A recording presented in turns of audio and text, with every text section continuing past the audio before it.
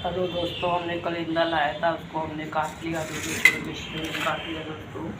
इसमें नमक डाल के खा रहे हैं। अगर आप ऐसा चाहो तो ऐसे भी खा सकते हो कलिंदा डाल के। इसमें कलिंदा में नमक डाल के खाओ तो बहुत ही सौंधा लगता है दोस्तों, और इसका स्वाद 100 गुना बढ़ जाता है दोस्तों।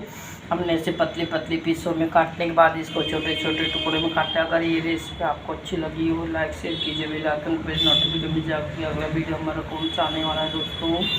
ये वीडियो में जो मटर मेलन अभी बाज़ार में बहुत जोरों से लाल आ रहा है, बहुत ही मीठे हैं दोस्तों, बहुत ही स्वादिष्ट है दोस्तों।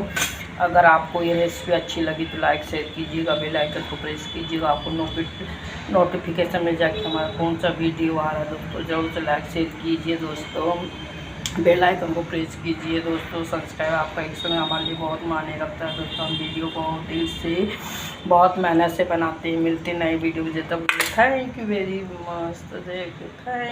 मच दोस्तों।